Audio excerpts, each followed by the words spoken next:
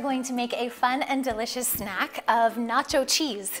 Now, of course, we're gonna stay vegan. We're actually even gonna stay raw with this recipe. So we are going to need a fat other than dairy to make this cheese. Now, we've made some cashew recipes. I'll put a link below so you have some recipes, other nut recipes that we could try that are cheese recipes based on nuts. Today's recipe is going to be based on macadamia nuts.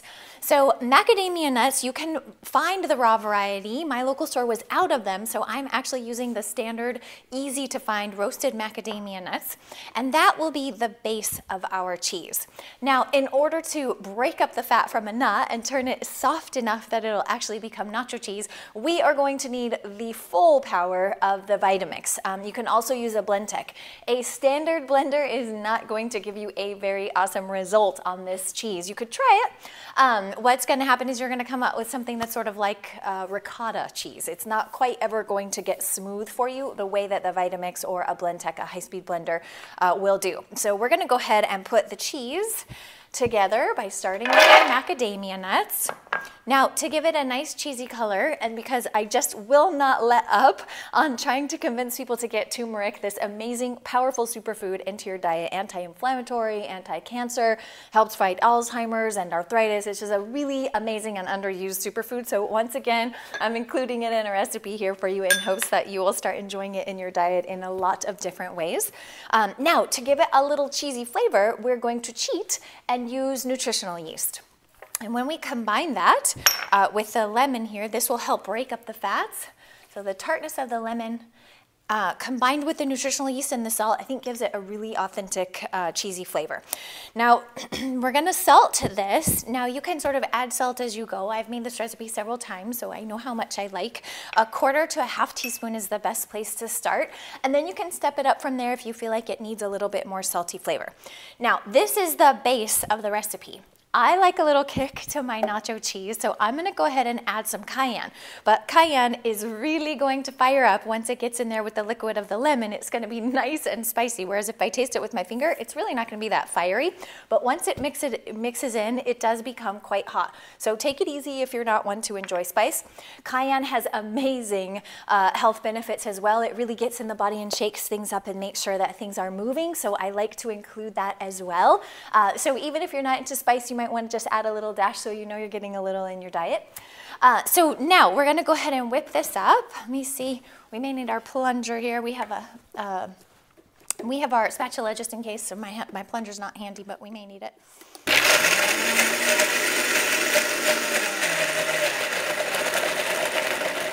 There we go.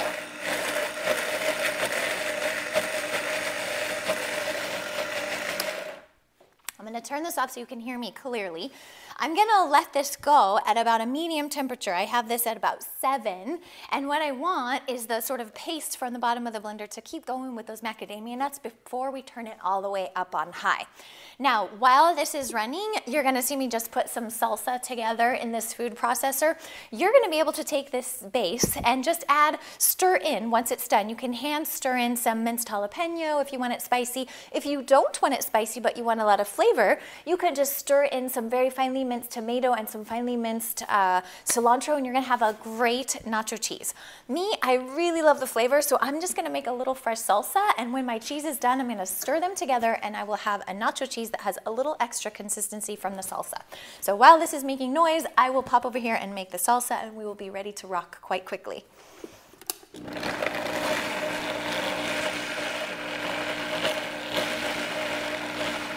Perfect. Let's see here. A little bit more than that.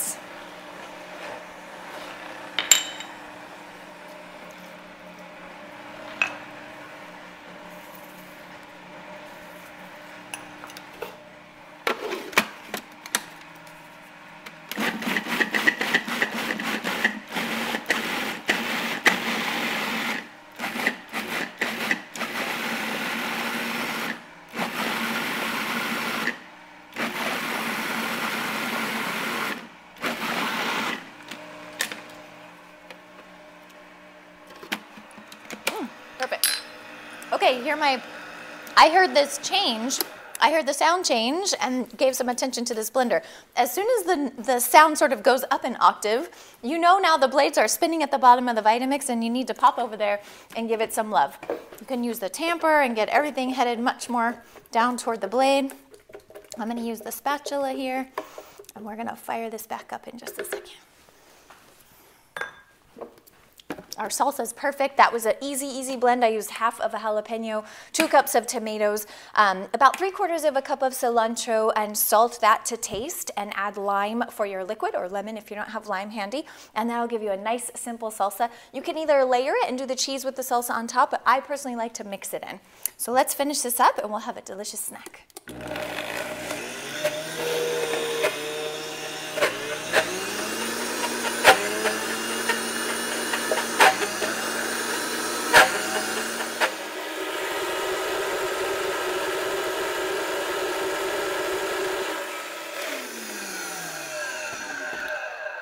Okay, perfect. So that got nice and creamy.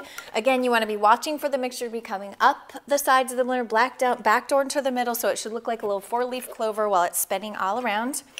We're going to transfer this now to a bigger bowl so that we can hand mix in whatever ingredients you want to your nacho cheese. Now, it's funny, next time you're at the movies, I hate to even tell you to try that horrible stuff, but if one of your friends is having some nachos, dip a chip into that and give it a try. It doesn't really taste like any real cheese anyway.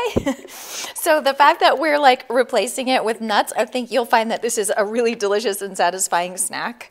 And that is actually better than the like nasty hydrogenated stuff that they're serving at the movies nowadays. And God only knows what's in that stuff, right? It's crazy. I wonder if there's any cheese in it actually. So it's a little difficult to get everything out from under the blender, so you're going to take a nice little skinny spatula and get under there and get everything you can. I have a mess here. Oh, that is creamy and delicious just like that. But I want to go a little more crazy. I want to have more of a salsa flavor to my nacho cheese. So I'm going to go ahead and spoon in. I like about 3 tablespoons to 4 tablespoons in mine, so I'm going to start with 3. And kind of fold this in here.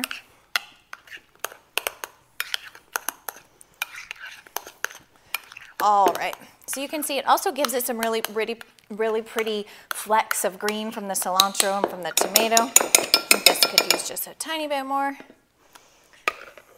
Again, I like it spicy, so you feel it out and see where you're at. There we go, that's how I like it. Okay, perfect.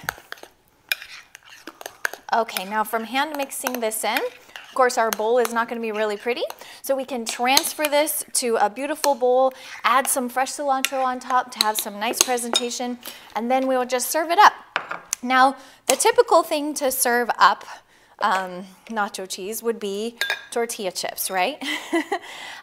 I'm going to suggest that you forego the tortilla chips altogether. If you must eat tortilla chips, then let's do the baked ones and let's really take a look at the ingredients on there. Because it just like regular corn tortillas, there should be a very simple ingredient list, right? Maybe some corn, bicarbonate, lime. It should be very simple ingredients. So if you look on there and you see some science experiment list of stuff on your chips, like forget about that. Go for the very simple chips. But my recommendation is going to be that you forget all that altogether and that you simply mandolin slice some carrot, some jicama, and then squeeze a little fresh lime over that and just a little bit of salt, and you'll have a delicious, healthy alternative to chips that's far more healthy, full of fiber and nutrients, and it tastes just as amazing as chips do anyway. You get that crunch, you get the spicy, delicious, creamy cheese, and voila, you have a delicious snack. So here is your raw vegan version of nacho cheese. Good stuff.